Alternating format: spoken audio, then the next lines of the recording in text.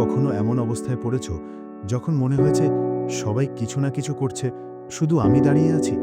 ঠিক সেই রকম অনুভব করত অরিজিৎ। হুগলির এক অজ গ্রামে জন্ম, ছেঁড়া জামা, খালি পা, আর একটা স্বপ্ন নিয়ে বাঁচা ছাড়া আর কিছু ছিল না। তার বাবা ছিলেন একজন দিনমজুর। প্রতিদিন 12 ঘন্টা রোদে ঘামে কাজ করে 200 টাকা রোজগার করতেন। আর মা বাসন মাজতেন পাড়ার বাড়িগুলোতে। একদিন অরিজিৎ বলেছিল, মা, বড় হয়ে আমি কোটিপতি হব। মা হেসে বলেছিল, আগে পেটে ভাত জোগাড় কর, তারপর কোটিপতির গল্প কইবি। তবে এই ছেলেটা থামেনি।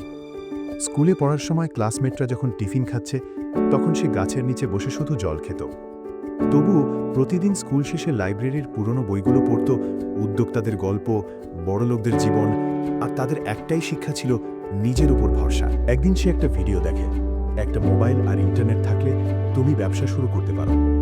মনে মনে ঠিক করলো কিছু একটা শুরু করতেই হবে। বন্ধুর পুরনো মোবাইলটা ধার নিয়ে ফেসবুকে একটা পেজ খুলল, বেঙ্গল কারিগর। সে তার মাকে দিয়ে ছোট ছোট আলপনার থালা, পুঁথির চাবির রিং বানাতে লাগল। ছবিগুলো তুলে ফেসবুকে পোস্ট করল। প্রথম 2 মাসে কোনো অর্ডারই আসেনি। একদিন একজন কমেন্ট করল, এইসব জিনিস কে কিনবে ভাই? অরিজিৎ রিপ্লাই দিল, যারা আমাদের মাটির গন্ধ ভালোবাসে তারা কিনবে। এই লাইনটা ভাইরাল হয়ে গেল। 3য় মাসে প্রথম অর্ডার, 12টা আলপনার থালা। দাম মাত্র 800 টাকা। কিন্তু সেদিন ওর চোখে ছিল কোটি টাকার স্বপ্নের ঝিলিক। তখনও পর্যন্ত ঘরে বিদ্যুৎ ছিল না, তাই রাত 8টার পর সে হ্যারিকেনের আলোয় বসে অর্ডার প্যাক করত। দিনে দিনে তার ফলোয়ার বাড়তে থাকলো, অর্ডারও। আর বাড়ল একটাই বিশ্বাস, নিজের উপর ভরসা রাখলে পথ আপনিই খুলে যায়।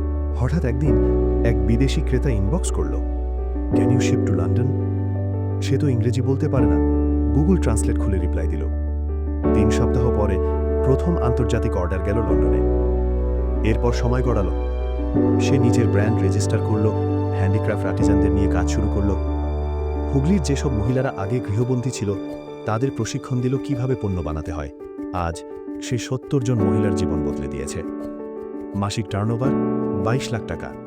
এবং এই পুরো জার্নির শুরু হয়েছিল একটা মোবাইল দিয়ে, আর নিজের উপর 100% বিশ্বাস রেখে। তবে গল্প এখানেই শেষ নয়। একদিন তার স্কুলে একটি অনুষ্ঠানে তাকে ডাকা হলো প্রধান অতিথি হিসেবে। যেই টিচার একদিন বলেছিলেন, তুই পড়াশোনা করে কি করবি? গরিব তো গরিবই থাকবে। সেই মানুষটি বললেন, তুই আমাদের গর্ব। অরিজিৎ মঞ্চে উঠে একটাই কথা বলল, গরিব হওয়া কোনো অভিশাপ না, নিজের উপর ভরসা না রাখা সেটাই সবচেয়ে বড় ব্যর্থতা। এখন প্রশ্ন তোমার প্রতি, তুমি কি আজও নিজের স্বপ্নকে অসম্ভব বলে দূরে সরিয়ে রাখছ? নাকি আজই শুরু করবে একটা ছোট পদক্ষেপ, কিন্তু বিশাল ভবিষ্যতের দিকে?